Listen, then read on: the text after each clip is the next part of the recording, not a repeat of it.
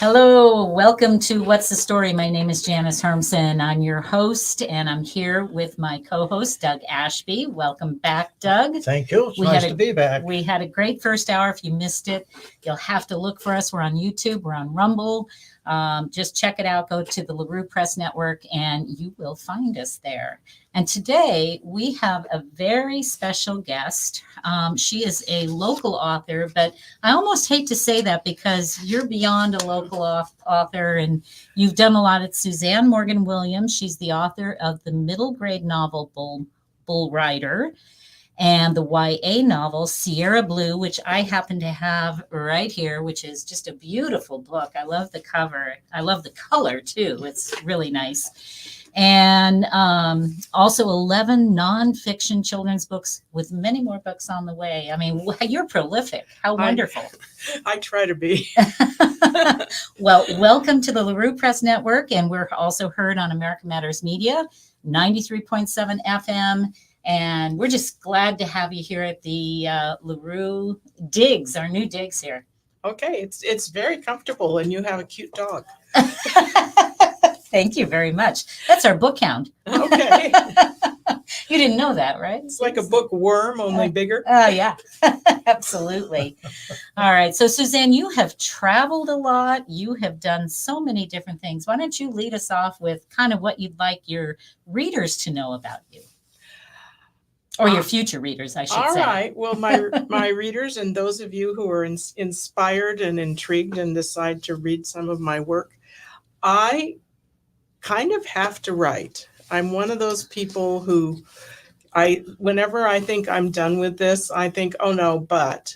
And I have always been really intrigued by the conflict of people's values and cultures. And that has led me to write many books that in the old days used to be called multicultural.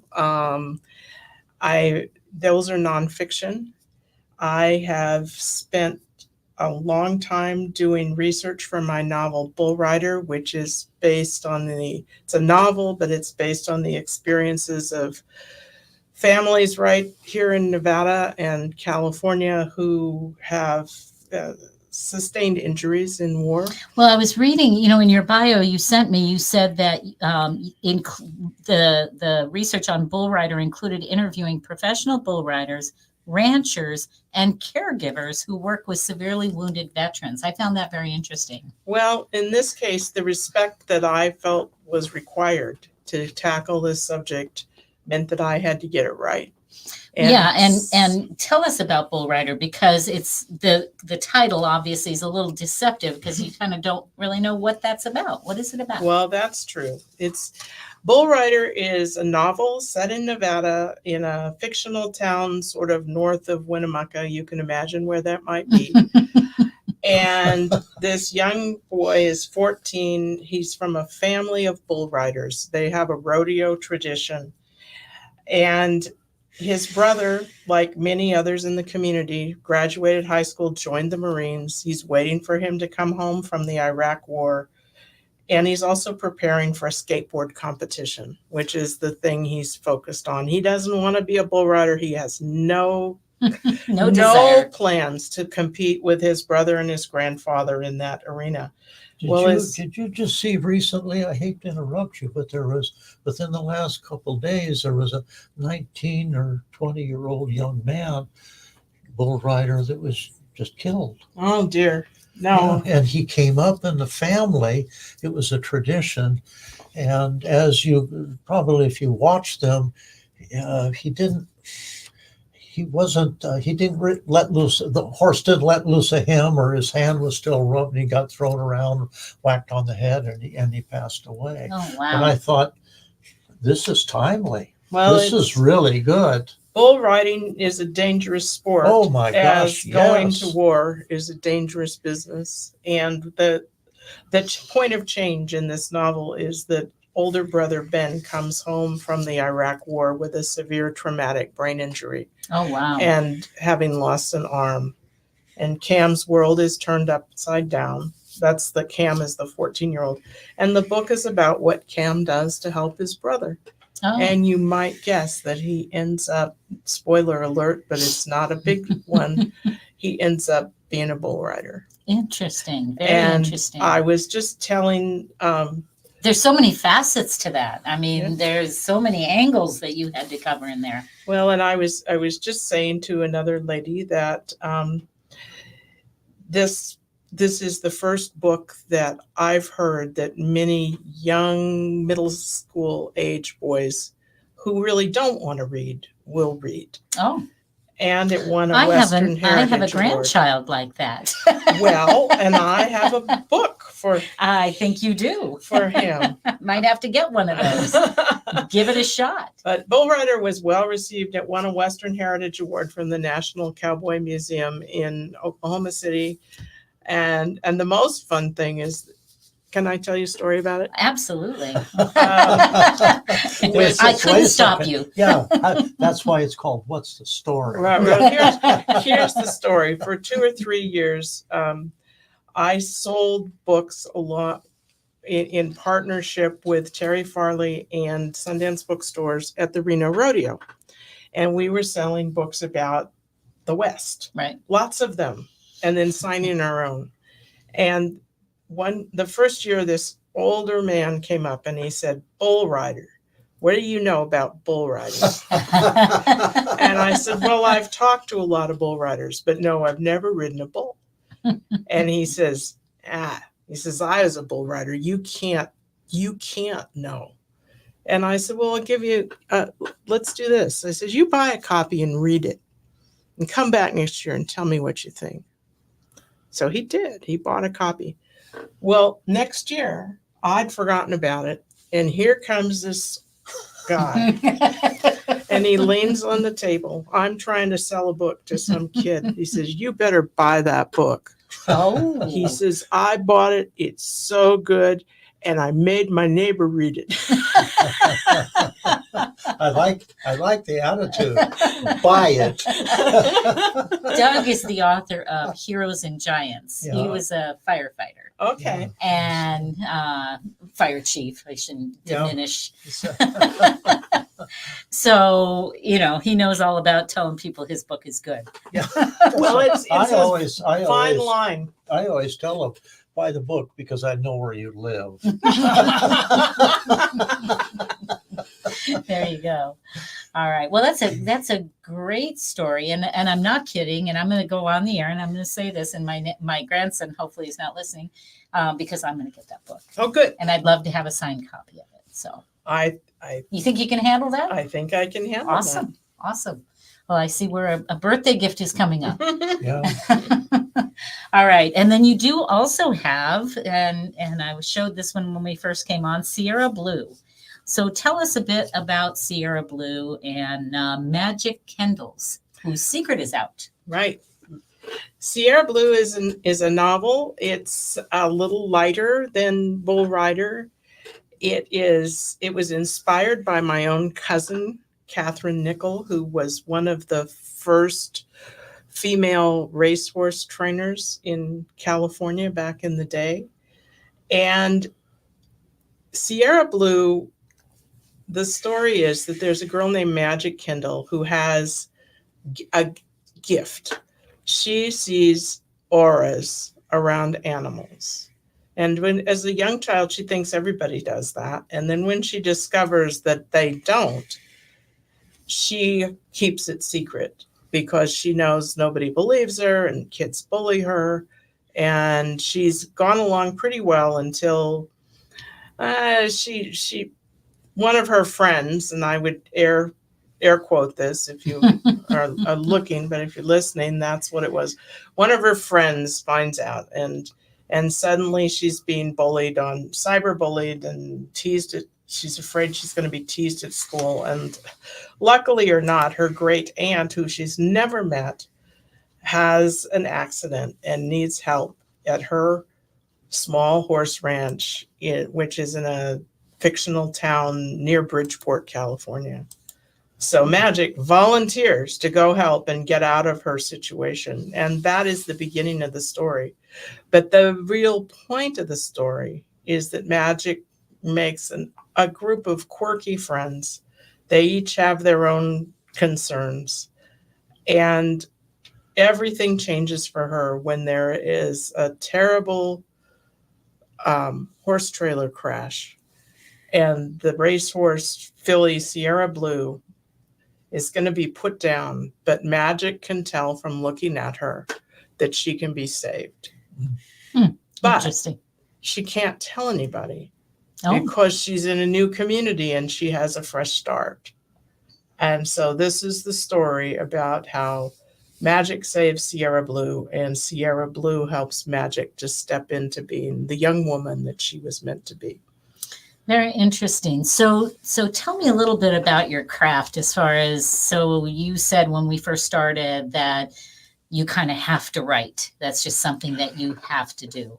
What's your, generally, a lot of writers that come in that will say, I have to write in the morning. Do you have a particular time? Give us your idea of, what pushes you so hard? My process, I write in spurts. I have, when I am writing, I call it hot writing. I sometimes will write from 8 in the morning until 2 or 2:30 in the afternoon, and I'm brain dead. It's not unknown for me during those times to wake up at midnight and say, I have to get up. And I go and write another 20 minutes because I've learned the hard way that the great ideas that I have at midnight are not there at 7 a.m. Boy, I hear that. and often the great ideas that I put down at midnight are not great at 7 a.m. But at least I've tried. You are so right on with that. Like I said, I'll wake up and I think, oh, that is good. Well, matter of fact, it's so good, I'll remember it. It doesn't work not that so way. much. It never happens. So I jump out of bed. That's what happens when I'm really writing or revising. I love the revision process because I go back and what I thought was great is not, and I get to revamp it. I think of my hot writing phase, the first draft, as gathering clay. I used to do pottery, and you know how you have to dig up, you have to get in your hands in the clay and push it around, get the bubbles out, and you get all mucky, and you end up with this blob. That's what I think the first draft is. And the second draft is imagining what it's going to be. And then when you get to the final draft, you're actually creating what you are hoping you'll see in the end. And it always turns out a little different than what you thought. This is all once you've decided to be a writer and you've started down this path. How about before that? I know you were a school teacher. I was. You taught. What was the bolt of lightning that hit you to say, you know what, I think I'm going to go into writing? What was that transition? Well, when I was little, I wanted to be an artist. I drew picture after picture after picture. My dad would bring home scrap paper from his office, and I would cover it with drawings. And I thought that was art. But in fact, looking back, I was telling stories. Yeah. I would draw a picture and then what happened next and then what happened next. So I've always been a storyteller, and my family is rich with oral history. I just shared one. I couldn't help myself. And so I was the one who always sat with my grandparents and said, tell me about what happened when you were 12, or tell me about the horse you used to ride to school, or whatever it was. And my grandparents filled in a lot of stories for me that I still remember. So I always liked stories, but I never wanted to write because, like Cam in Bull Rider, I had some very accomplished siblings. And my sister was the writer. She was the one who got all the awards and was the poet, and I didn't want to do that. So I never thought about writing seriously until I was 40. And I was teaching school. I saw what influences books had on kids. And I was kind of going nuts. My mother had had a stroke. My husband's mother was dying. We had a foreign student living in the house. I was taking care of 4 children, Oh my Lord. which included him. And So wait a minute, let me paraphrase her. So with my spare time, I Yeah, decided to write. exactly. well, what I Or would maybe do, it was escape. it Gosh, was. yeah. I would get up at I like can see that. 5:30 in the morning and write, and that was my time. Yeah. Yes, I can see And that. that's how I started. Interesting. And Interesting. maybe a little TMI, but that's how I got started writing. And I do write in spurts. There are months where I don't write. I just do things like this. Do you ever worry that you won't write again? Does that ever cross your mind It when you cross- go through those spurts? That's an Yeah. excellent question. It crosses my mind, but I know it's not going to happen. There are other kinds of thoughts. It's a passion. It's a passion for you then. Yeah, I think, oh, I'm done. This is long, and I've been doing it a long time, and I don't have anything else to say. And then I wake up in the middle of the night. And it's like, oh yeah, I could work on that. That's very Do interesting. you, when you go, do you have audiobooks of these? I do not.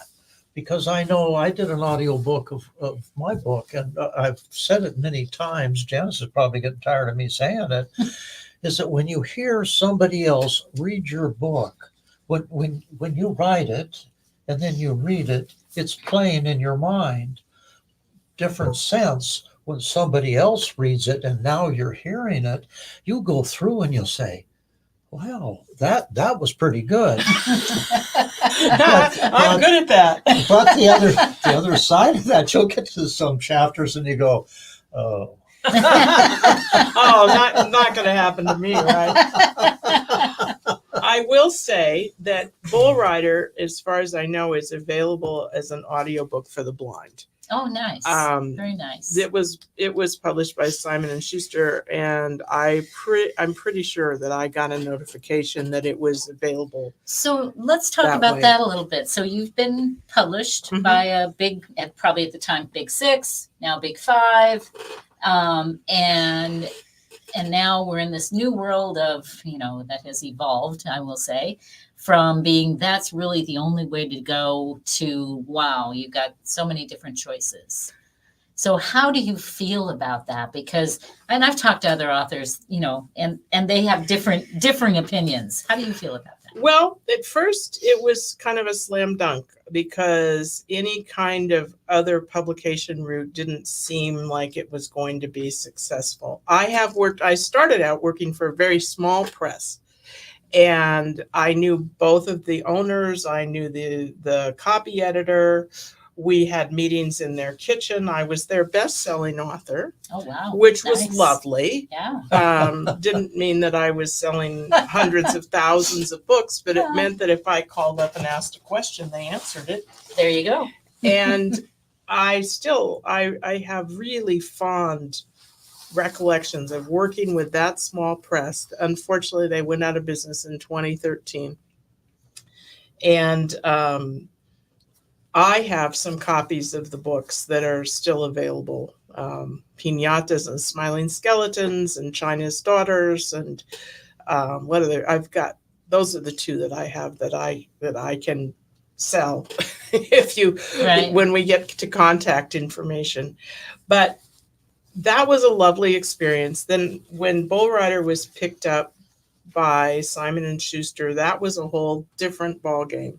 And what I really loved about that is I like talking to people, and I like doing the radio programs and the television. And I am a very good organizer, and I got to go to lots and lots of places. I do a lot of school visits, and promoting that book was a ton of fun. And it did very well. It got on 7 different state library lists. Nice. It won the Western Heritage Award. It got a lot of readers, and I still treasure that. And again, I was friends with my editor, but it happened that during one of the bloodbath layoffs that came along during the big crash, Which one? yeah, that she was laid off, and a loss to her and a loss to me. So that's the story with Simon and Schuster. I have nothing but respect for my experience with them, but I haven't published another book with them. And so Sierra Blue is a book that I developed with that editor and was working on when all those changes came. And the way Sierra Blue came about is I'm a Nevada Arts Council artist in residence, and I was very happy to attend a conference with the Nevada Arts Council in Ely last year. And I met the program director of the Clark County Library, and we were visiting. We got along really well. And she said, we have this contest for self-published books. Why don't you send one in? And I said, I don't have any self-published books. She said, well, could you get one? Yeah, just whip one out, would you? Yeah. And seriously, Sierra Blue had been developed with one really excellent editor. She was laid off, and then it was almost picked up by two other very excellent editors. And I had editorial comment and work with those two people. And for various reasons, one changes in management or changes in ideas, it hadn't been published. And so I thought, well, I do have a book that's probably ready to go. So I've been really deeply connected to the children's writing community for 30 years. And so I know a lot of people, and I hired a friend to copy edit it. And I have a friend who had been encouraging me for years to self-publish. And I called Jerry and said, how do I do this? And he told me. And he put me in touch with his cover designer and book designer, and she made this beautiful cover. And I did it. It felt so free and joyful, and I loved it. But it's not coming out from Simon & Schuster. It's coming out from Suzanne Morgan Williams. And I have readers who have loved it and bought it for friends and passed it around. I was telling, again, your sister, that I have a friend in Virginia who's a 5th grade teacher. I sent her a book for Christmas, and she put it in her classroom on the bookshelf and said she can't keep it there because all the girls are passing it around.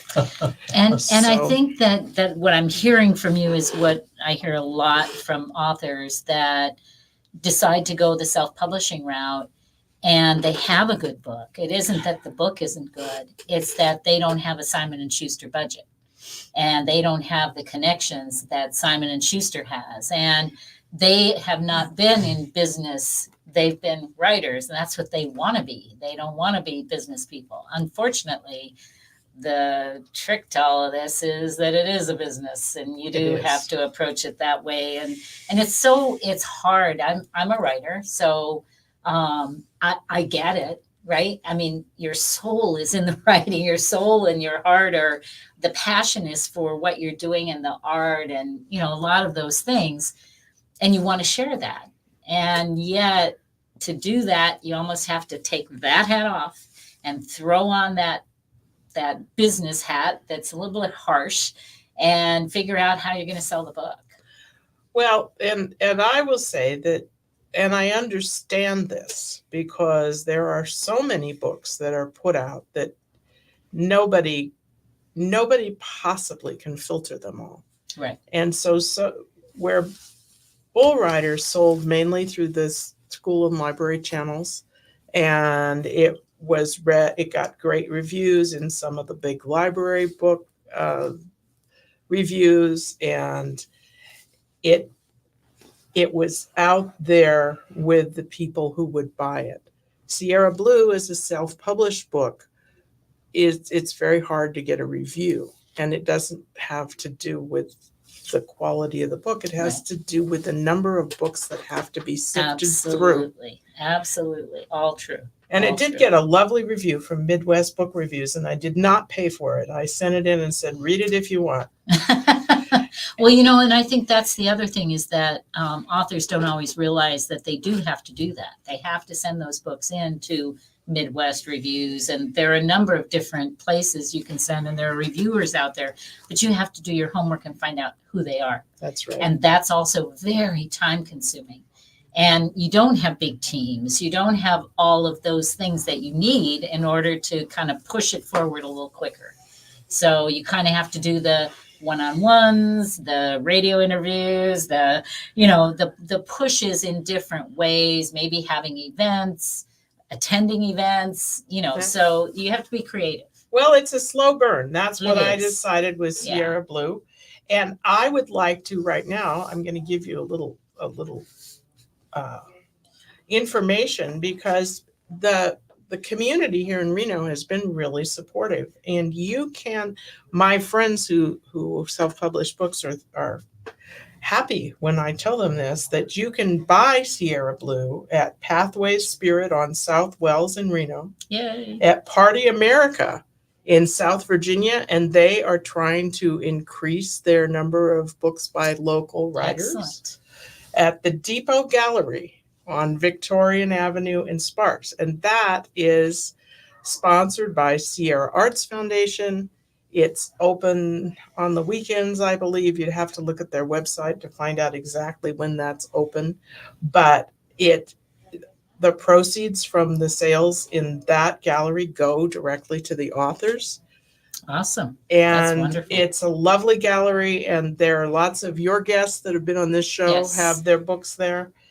Right now, Grassroots Books has a few copies. I'm not sure how long that will last. They've got some different criteria these days, I've heard. But Zoe's always been lovely with me and supported me. I know there are some there right now. We'll put it that way. Placerville News Company in Placerville, and I believe Face in a Book in El Dorado have covered.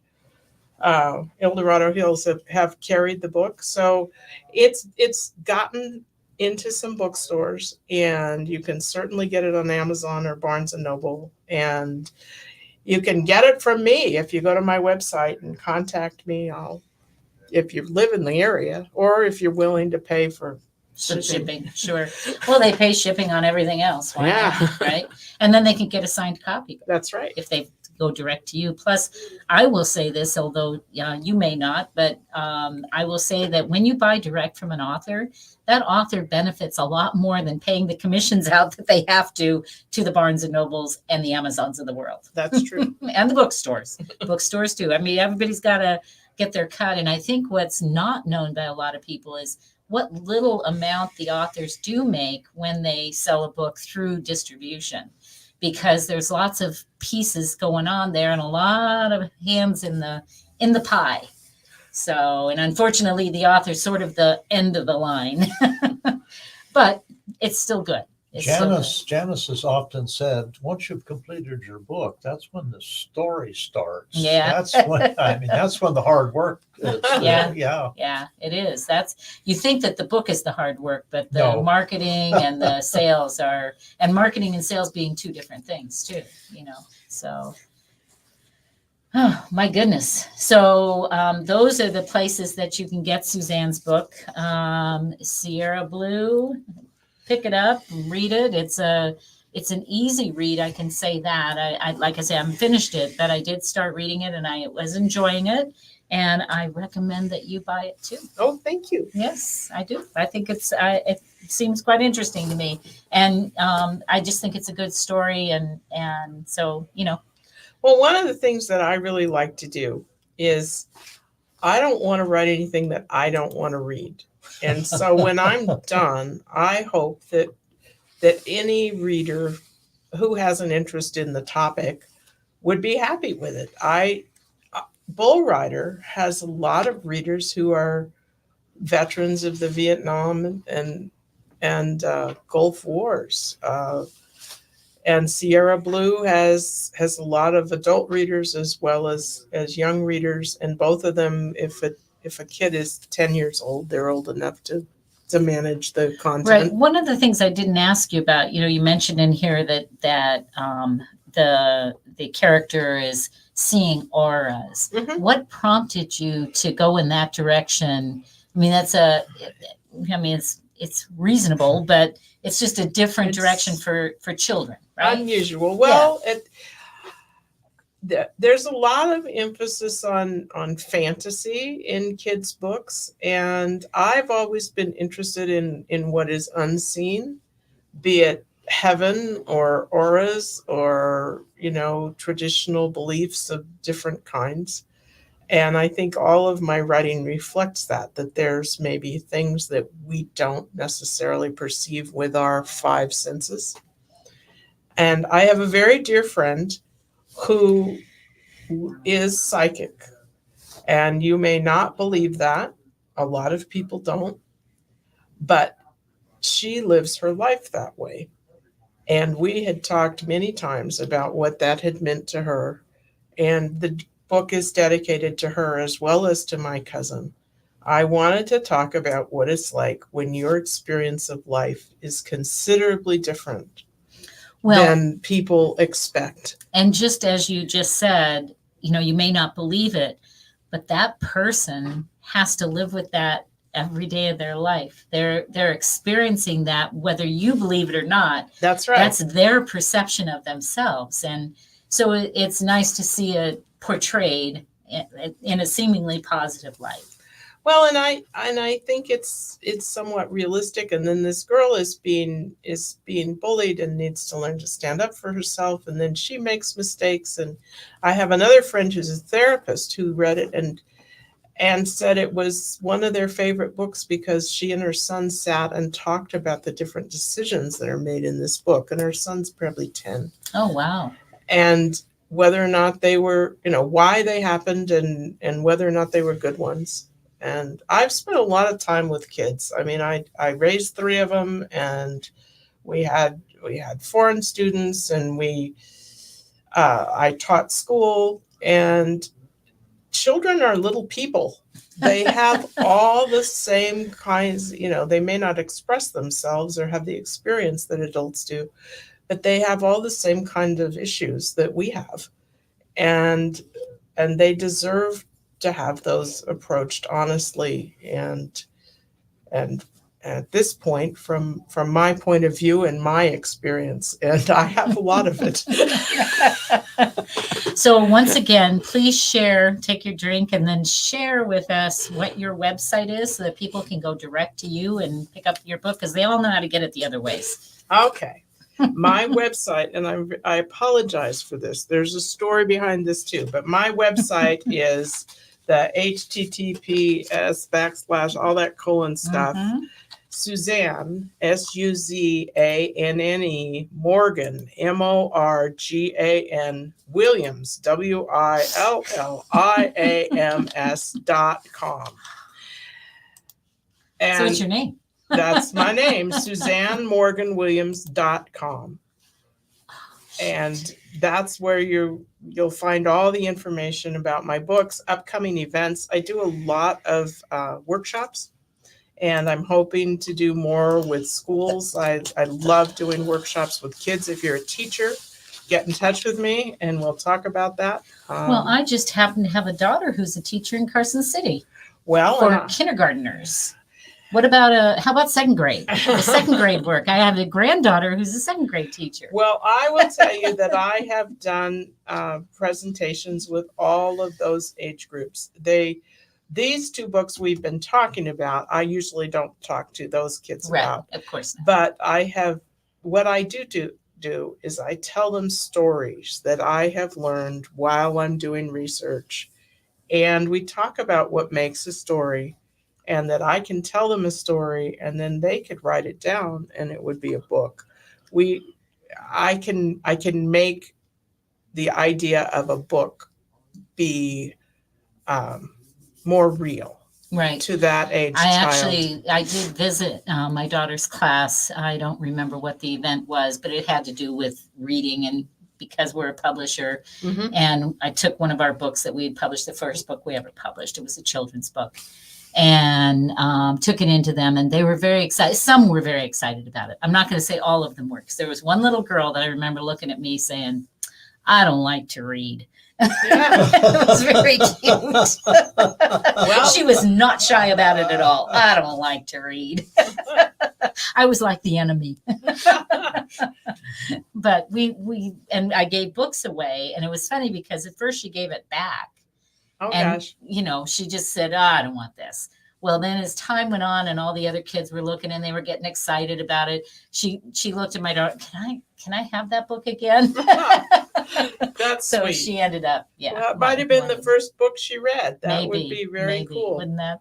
Yeah. So, well, that's good to know. And I hope if you're out there and you are somebody that would like to have Suzanne come out and do either a presentation or chat with your kids or, homeschools and regular schools and all sorts of anybody, get in touch with her, go to her website and check that out and communicate with her and have her on and pick up her Sierra Blue. It's a good book. So make sure you pick that up. Well, and what I'm going to add to that if you have a book club and you're within 35 or 40 minutes of Reno, Nevada, be in touch and read the book, and I'll come and visit with you about it. Awesome. That's even better. Yeah. That's great. Yeah. Doug will do the same thing if you want. Sure. There you go. Yeah, you bet. I just put him on the spot. Well, we need the name of your book now too. What book do you want to talk about to the book club? Heroes and Giants. There we go. It's an excellent. You're my book. new co-host, right? Well, we can't just That's right. we can't say Duck's coming without people knowing what That's what right. you're going to read. Absolutely. All right. Well, thank you so much for all of that. And we didn't even talk about 1600s and all that other stuff. You have so much background that we could discuss. Well, maybe we'll have to have coffee, and I'll just tell you about it. That would be nice. All right. So I think I just got a cup of coffee bought for me. Well, Did you she's see me? She's making assumptions. Absolutely. Why not? Actually, I'll buy you a cup. I don't care. Okay, let's talk about publishing some more. We are What's the Story Book Hound. When I first started the show, it was actually called Book Hound, and I did just a half hour and interviewed authors and all of that. But I like to talk a little bit about publishing in our second hour because a lot of people that listen are writers, not always just readers, but they also write. And one of the things is like, if you're just starting out, or maybe you're mid-career and you've thought about working for a publisher, lots of publishers out there now, because they're not only the large publishing houses, there are like whom you worked for, smaller publishing houses that need help. And so what are those jobs, and what do people in those jobs do? So I picked up, this happens to be from the UK, but it's all about the different positions and roles that people play in doing a book, or working for a publisher, rather. And they talked about the life cycle of a book. And it goes through the author, the agent, the acquiring editor, the project editor, the legal, the contracts, the design, production, audio, things that you don't, as a self-published author, I don't think you actually think about that when you're writing the book. Do you? Yes, Do you? I've been doing this a long Well, time. you've been doing it a long time. Do you think you thought about that when you first started out, or were you just really focused on writing? When I first started out, I didn't even know that agents had that they had niches. Till I got a very nasty letter from one of them. But no, I didn't know when I started. Right. But Yeah. I So do now. well, because I do a lot of interviews with people, or excuse me, I do a lot of consultations with people. We do a half-hour consultation, and they come in and they, ask advice about, what's next steps in my book, etc. And most of the time they're so focused on getting the book done that they don't recognize all the different steps that need to be done after that. Right. So, but as far as if you're going to want to work for a publisher, there's so many different avenues that you could fit in, because again, production, picture research, rights, selling rights. Have you ever sold your rights to any other areas? My agent handles that.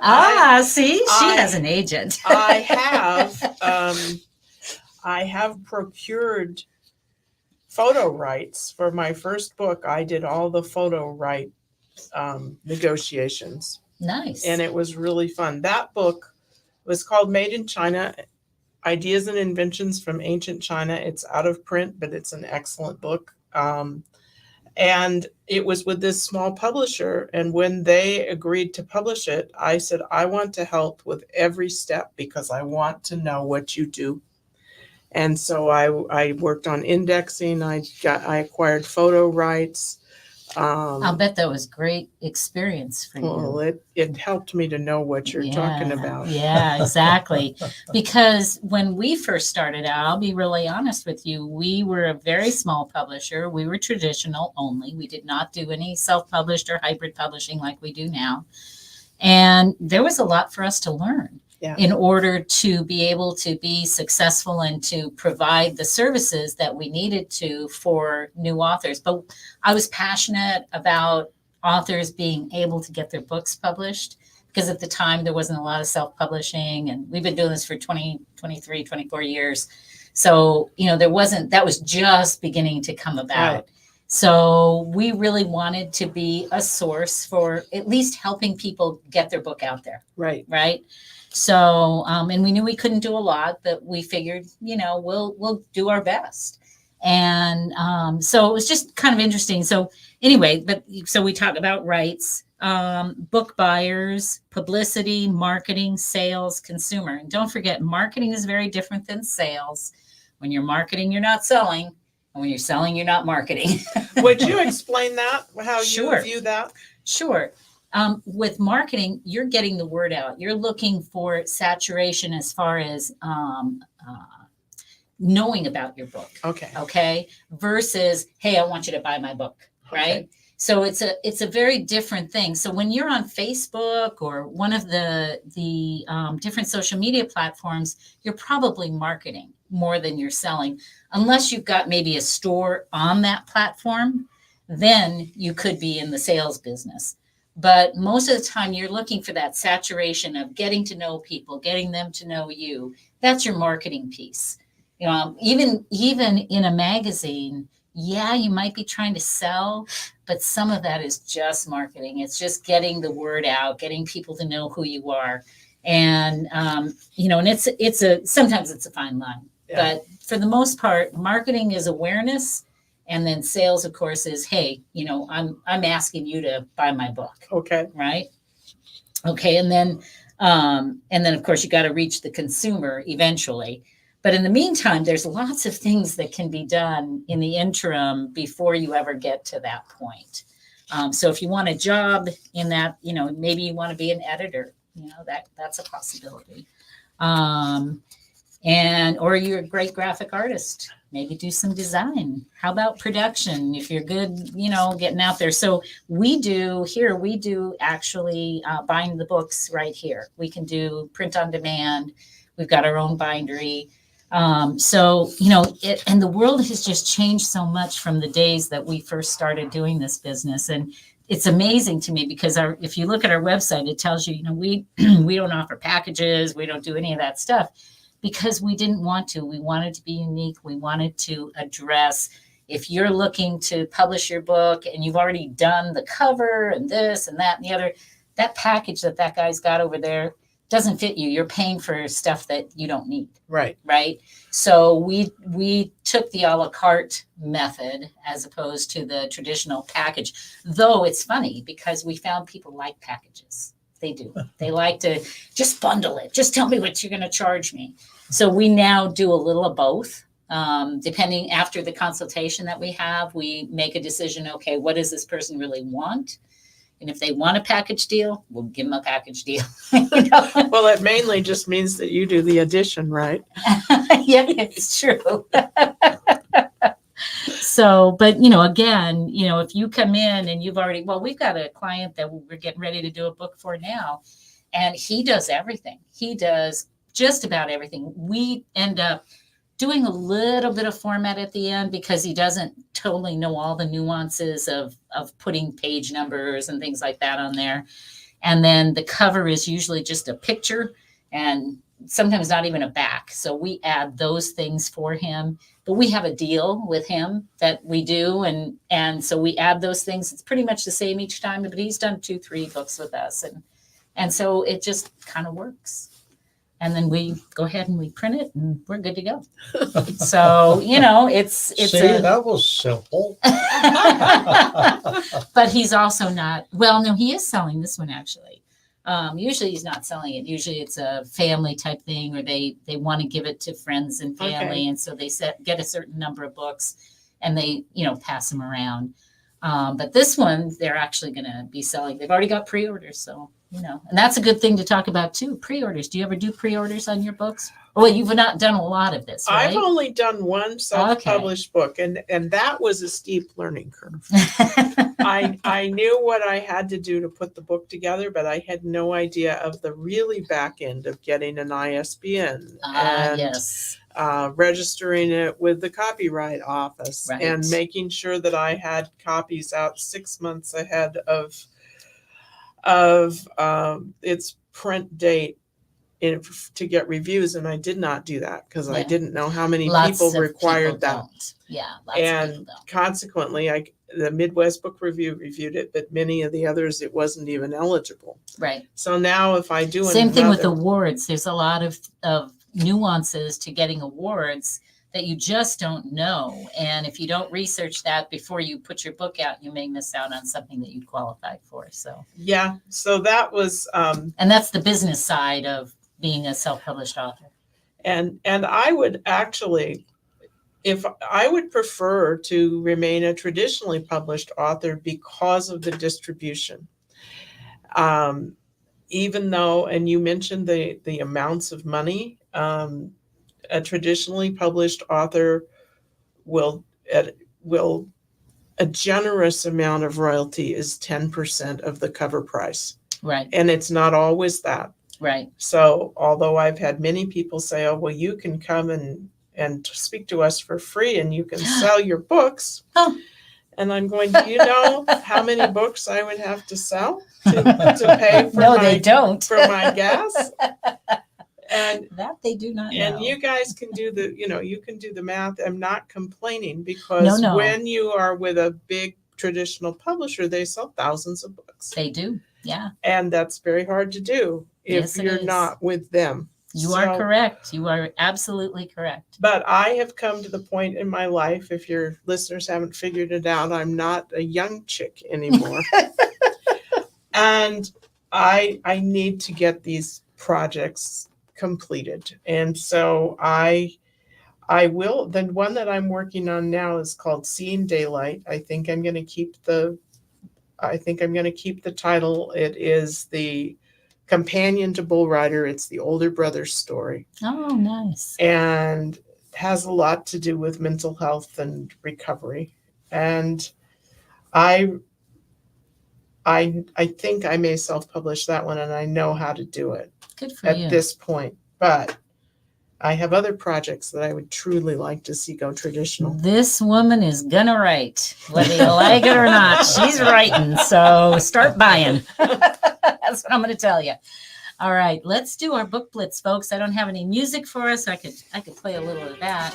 There we go. Are we ready for the book blitz? Oh, we are. All right, I'm going to let Doug lead. And then I know that Suzanne has brought some selections as well, or a selection at least. Oh, my goodness. She's a blitzer. So you better hurry up, Doug. No, I can't. I know. You're That's telling silly. me to be brave. That's silly. Well, the Fire name away. of the book is, of all things, The Lost Bookshop. Oh, Yeah. I've seen that. The most charming and uplifting novel for 2024 and the perfect gift for book lovers. And it's paperback. It was published in November of 23. And it had 85,000 plus Reviews. Yeah, Wow. How absolutely. about that? That's It's- a lot. it's, Yes. Yeah. And Doug what- loves reviews. You know what I like to go over to Goodreads because they've started, including them. They had 130,000. Wow. So that's, yeah. It says the thing about books, she says, is that they help you to imagine a life bigger and better than you could ever have dreamed of. Wow, imagine that. For too long, Opaline, Martha, and Henry have been the side characters in their own lives. But when when a vanishing bookstore cast its spell, these three unsuspecting strangers were discovered that their own stories, and every bit as extraordinary, has secrets on the shelf. They find themselves transported to a world of wonder where nothing is as it seems. Nice. Again, Very nice. The Lost Bookshop. Yeah. All right. Excellent. Go get that. Okay. All right, ma'am, you're up. Well, I don't have anything as well prepared. That's okay. That's okay. You share what you'd like to share. He's supposed to blitz and he never does. All right. So I have one to recommend for teachers and younger readers, maybe age 10 and up. It's called Warrior on the Mound. It's by Sandra W. Heeden, and it's the story of a maybe 12-year-old boy in North Carolina in the 30s, and how his life is impacted by Jim Crow and his love of the Negro baseball league. Awesome. And it's a historical novel. And one of the reasons that I want to recommend this is I was honored to work with Sandra in an early edition of this book, and it's now been published by a major publisher, Warrior on the Mound. It's a really sweet read. Awesome. And a good way to introduce a difficult part of American history in a way that I think is appropriate for kiddos. Nice. Very nice. Do you have another? Oh, sure. Okay, fire away with one more, and then we got to go. But I love to hear your recommendations. One more. This is one that I just really liked that my sister sent to me. Again, it's a historical novel. It's called The Bohemians. It's by Jasmine Darznik. It's an adult novel. I would guess it's better known than the one I just told you. And it is, I don't know how much of it is history and how much of it is imagination. That's the problem with historical novels. Yes. But Dorothea Lange is the famous photographer from the 1930s, is the central figure in the novel, and it has all these quirky characters that she intersects with. And in the novel, she has a very up and down relationship with Maynard Dixon, the artist, who is featured widely in our Nevada museum. So it was fun to read about early San Francisco and this particular author's vision of what life might have been there for an artist who lived her life in a different way. Nice. Very nice. Suzanne, this is Suzanne Morgan Williams. She is the author of Sierra Blue. I want you to go out and pick that up. And I want to thank you very much. And I want to say that this show is for our brothers. How's that? Okay, all right? That sounds good. All right. That's an inside thing. All right. Thank you so much for being with us. This is What's the Story? And Doug, thank you very much. You're and welcome. we'll see you again next week. Okay. All right. That's it for us for today. See ya. Bye.